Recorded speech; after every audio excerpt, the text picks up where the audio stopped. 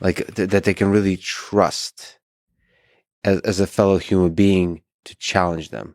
That's a very difficult role to be in. And because in these battles, you kind of have a tribe and you have a set of ideas, and there's another tribe and you have a set of ideas. And when somebody says something counter to your viewpoint, you almost always want to put them in the other tribe as opposed to truly listening to another person. That takes skill. But ultimately, I think that's the way to bridge these divides, is having these kinds of conversations. That's why I'm actually, again, optimistically believe in the power of social media to do that if you design it well. But currently, the battle rages on Twitter. Well, I think what you're getting at, which is so important, is storytelling. And all the great leaders I've studied, some of whom are in this book, some of whom are not, right? Whether they're politicians, social activists, technologists, it's the story that gets people in. People don't respond to an argument. We're trained, at least in the United States, we're often trained to argue. You're told in a class, okay, this part of the room take this position, this part of the room take this position. And that's helpful because it forces you to see different sides of the argument. But in fact, those on one side never convince those on the other side through argument. It's through a story that people can identify with. It's when you bring your argument to life in human terms. And someone, again, like Abraham Lincoln was a master at that. He told stories.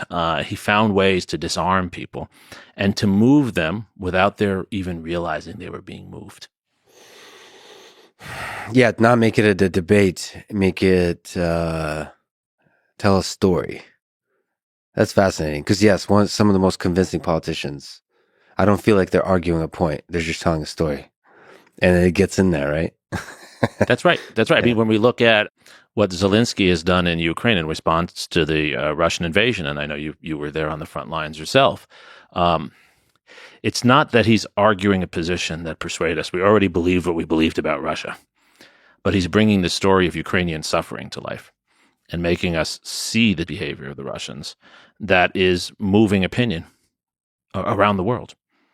Well, the interesting stuff, sometimes it's not actually the story told by the person, but the story told about the person. Right. And some of that could be propaganda. Some of that could be legitimate stories, which is the fascinating thing. The power of story is the very power that's leveraged by propaganda to convince the populace. But the idea, one of the most powerful ideas when I traveled in Ukraine, and in general, to me personally, the idea that President Zelensky stayed in Kiev in the early days of war, when everybody from his inner circle to the United States, everybody in the West and NATO, everybody was telling him, and even on the Russian side, I assume they thought he would leave, he would escape, right. And he didn't. From foolishness or from heroism, I don't know, but that's a story that I think united a country, and it's such a small thing, right? But it's powerful. It's the most basic of all human stories, the story of human courage. Yeah, courage. And I remember watching his social media feed on that, and he was standing outside, not even in a bunker, standing outside in Kiev, right, as the Russian forces are attacking, and saying, "I'm here, and this minister is here, and this minister is here. We're not corrupt. We're not stooges of the Americans who told us to leave. We're staying because we care about Ukraine." And the story of courage, I mean, that's the story that, babies grow up seeing their parents as courageous, right? It's the most natural of all stories. And that's also the stories, for better or worse, that are told throughout history. Yeah. Because stories of courage and stories of evil, those are the two extremes, are the ones that are kind of, it's a nice mechanism to tell the stories of wars, of conflicts, of struggles, all of it. Yeah, yeah. The tension between those two. And the reason I believe studying history and writing about history is so essential is because it gives us more stories. The problem with much of our world, I think, is that we're confronted by data, we're confronted by information, and of course it's valuable. But it's easy to manipulate or misuse information.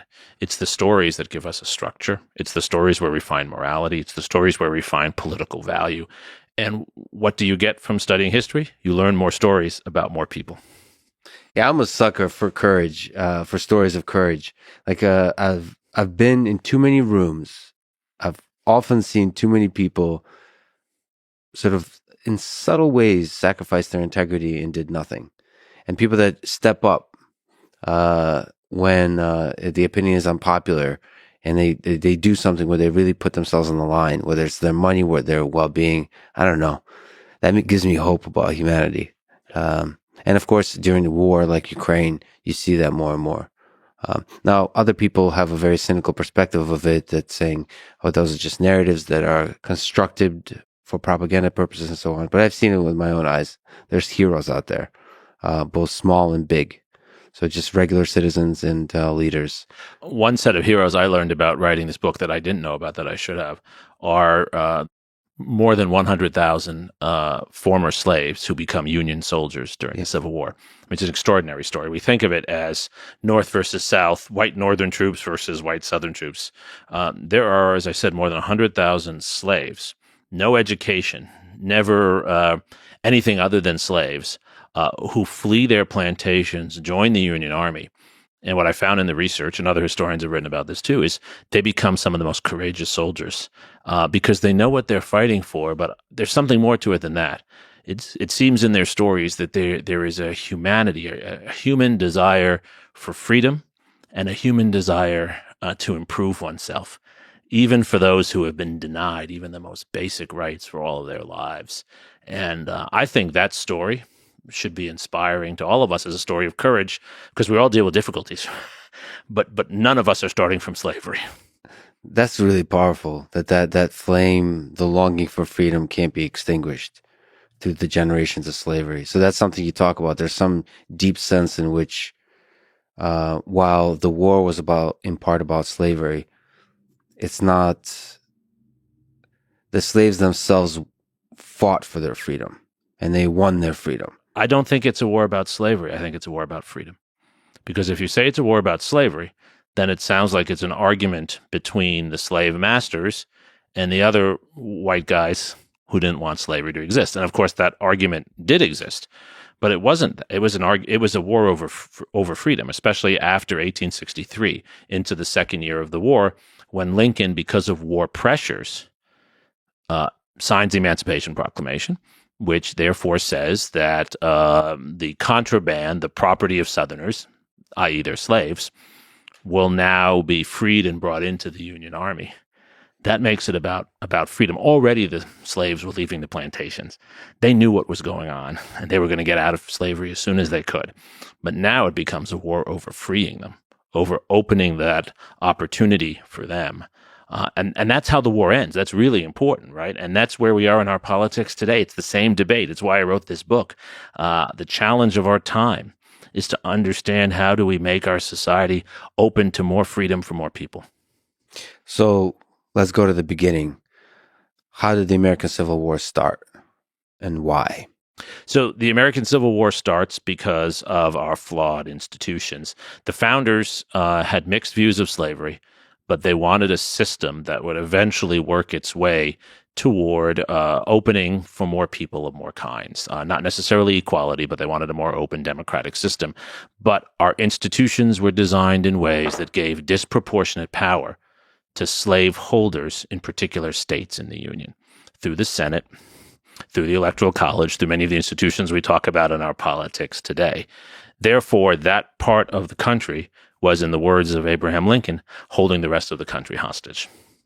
For a poor white man like Abraham Lincoln, born in Kentucky, who makes his way in Illinois, slavery was an evil not just for moral reasons. It was an evil because it denied him democratic opportunity. Why would anyone hire poor Abe to do something if they could get a slave to do it for free? An economy of opportunity for him had to be an economy that was open and that did not have slavery, particularly in the new states that were coming into the Union.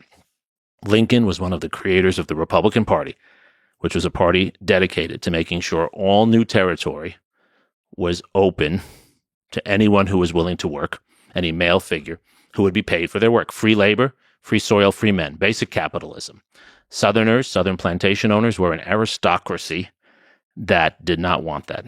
They wanted to use slavery and expand slavery into the new territories. What caused the Civil War? The clash. And our institutions that were unable to adapt and continued to give disproportionate power to these Southern plantation slave owners. The Supreme Court was dominated by them.